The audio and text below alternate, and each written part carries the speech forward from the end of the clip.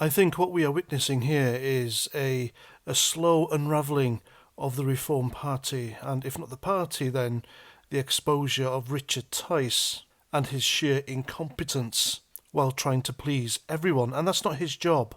His job as leader of a party that's being presented to us as an alternative is to convince us he and the party are nothing like the Tories and Labour.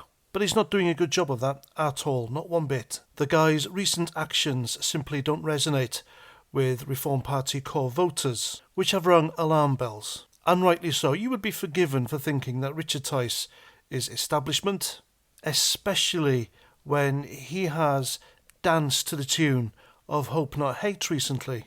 Now, in a nutshell, Hope Not Hate are an extremist left-wing organisation that make people's lives a misery if you have the wrong opinion, or if your opinions are to the right of Chairman Mao. They will come for you, and they will use illegal means to do so. They will stop at nothing to ruin the lives of conservatives, right-wing opinionated people, and they'll think nothing of it whatsoever. You are a barrier that's in the way of their Marxist ideology, which they want implemented in this country, if not the West. Hope Not Hate are the type of people that Yuri Bezmenov keeps banging on about. So Richard Tice deselected a few candidates from by-elections on the say-so of Hope Not Hate. They then dug into a few more Reform Party candidates and told them to deselect them as well, but for some reason he stuck by them.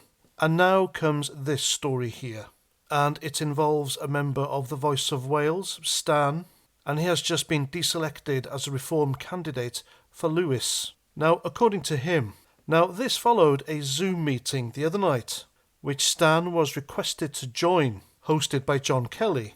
Now, John Kelly is one of the Reform Party's area manager for the North.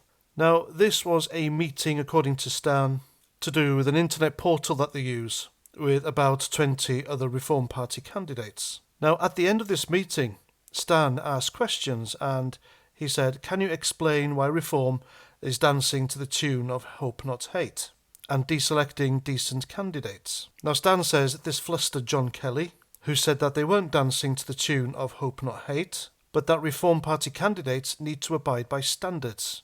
Now, I can't repeat what was said next, but it's all on Twitter. Now, Stan argued this wasn't why people were being deselected, but they were, for example, for supporting Tommy Robinson. Now, this John Kelly replied that Tommy Robinson wouldn't be welcome in the party. Stan replied by saying that he wasn't suggesting Tommy Robinson should be in the party, but that candidates were deselected after Hope Not Hate outed them as Tommy Robinson supporters. John Kelly replied by saying this wasn't something to discuss here, and then Stan suggested perhaps they need to have an open discussion amongst members about this rather than private calls. Then the meeting came to an end.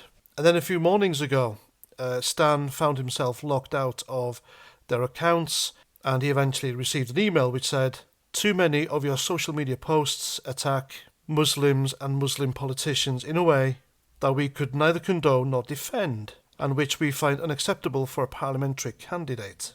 Of course, that wasn't the real reason.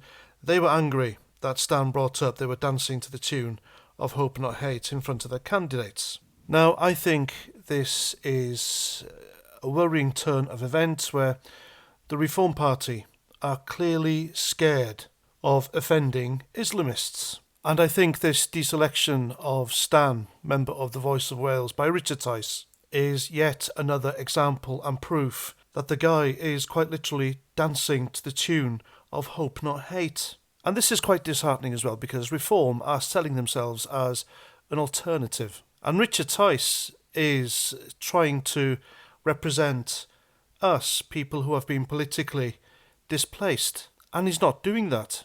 And so if Hope Not Hate are controlling Richard Tice, then it makes it beyond doubt that Reform are indeed controlled opposition. And having seen Stan's posts on social media criticising the constantly offended, I don't think they're extreme at all. I think they're valid concerns.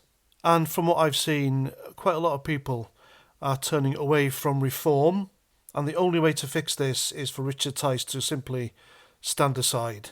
Hope Not Hate do not resonate with Reform's core voters, and to do what they say is a massive kick in the bollocks of the very people Tice is trying to win over. And I think it's beyond Tice getting a grip. The guy needs to stand aside and do it now. After all, Reform voters, we've been screwed around by the Tories for long enough. The last thing we need is this out-of-touch public schoolboy multimillionaire businessman deceiving us and screwing everything up.